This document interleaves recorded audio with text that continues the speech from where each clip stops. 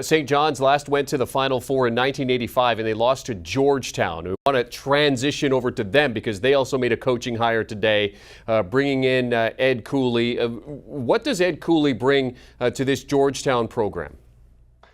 Cooley brings, first of all, he brings an amazing quote. He's one of the most quotable guys in college basketball, but that's not why they're hiring Ed Cooley. Although hiring Ed Cooley will make for a big splash because of who he is, how he speaks, and how good he is. I mean, he took Providence to the NCAA tournament 7 times. He got that program to levels that had rarely been before, made more tournaments at Providence than any coach in history. He's the only head coach to win a Big East regular season title in Providence's history. He is a favorite son of that city. He grew up in Providence, and it does come as a shockwave to that city, to that program, to the Big East, that he would leave Providence and go to Georgetown. But I could make the argument, and an easy one, that if you're not going to bring Rick Pitino to Georgetown, the best option you had was to go after Ed Cooley, offer him a huge contract, which sources told me Georgetown did that exact thing and made him an offer that was just too hard to pass up. He does have an affection for the job.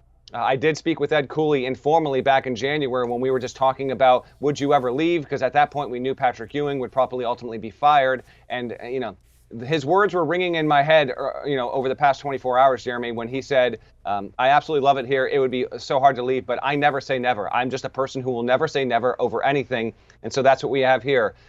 Georgetown and St. John's, 2 programs, prideful programs, 2 of the best programs in the late 70s, obviously into the 80s. And into the 90s in college basketball that have been struggling year after year after year after year. They make hirings here that hope to inject just a complete reboot and re-energize the program.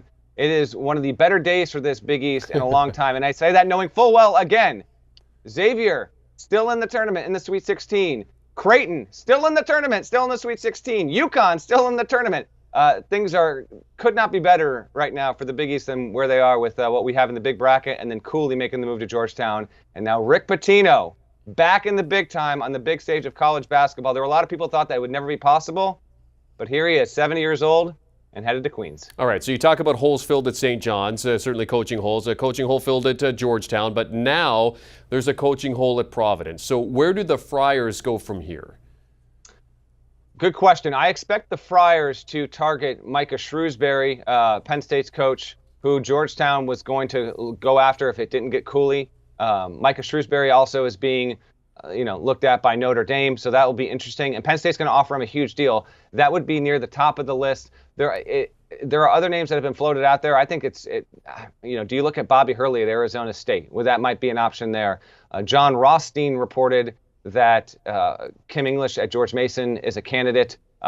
Certainly, he'd be another really good candidate if indeed he is being looked at this stage, though. But Providence now, it needs to move and probably move relatively quickly here and see if it can get someone that can fill Cooley's shoes, because he did a wonderful job there. The only thing that you can say he quote unquote didn't do was he just didn't make the second weekend consistently. He had 1 Sweet 16, so there is room to go. There's room to grow for that program, but it's a tough job, and Cooley unquestionably elevated his status, raising what Providence is 2, 3, 4 echelons from the job he had when he took it back in 2011. Our college basketball insider, Matt Norlander, doing all kinds of great work over the course of the NCAA tournament and helping us break news that Rick Pitino has taken the job at St. John's. Great stuff, Matthew, as always. And of course, Matt will be talking about this alongside Gary Parrish and others, the Eye on College Basketball podcast. You can download and follow wherever you get your podcast audio.